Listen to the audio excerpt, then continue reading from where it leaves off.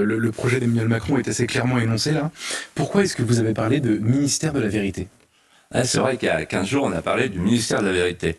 Alors en fait, j'ai reçu des lettres de téléspectateurs qui disent « Mais nous, on ne sait pas ce que c'est qu'est-ce que c'est votre ministère de la vérité ?» Alors j'explique en 2 mots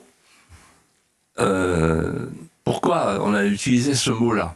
Alors, ministère de la vérité, c'est une institution majeure du régime totalitaire qui s'appelle Océania, tel qu'il est décrit dans le fameux roman de fiction, donc 1984, qui est paru d'ailleurs l'année de ma naissance, en 1949.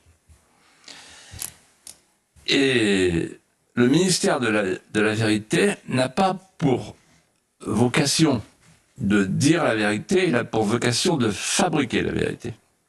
C'est-à-dire qu'il réécrit les journaux, il réécrit les statistiques, il réécrit les archives, parce que la question centrale pour le ministère de la vérité, c'est le contrôle du peuple. Et donc, quand vous contrôlez les mots et les chiffres, vous contrôlez ce que pense le peuple, c'est-à-dire la manière dont le peuple croit avoir vu, avoir su, avoir vécu.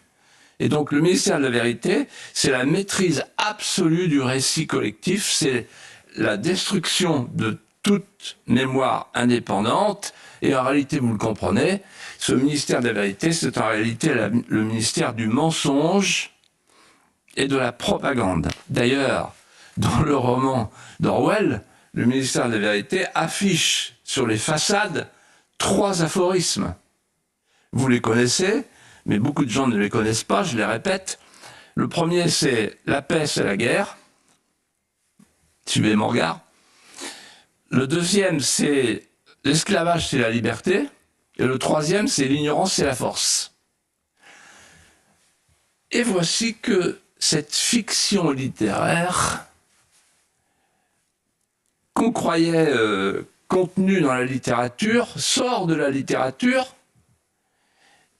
et d'un pas timide arrive jusqu'à nous depuis Arras.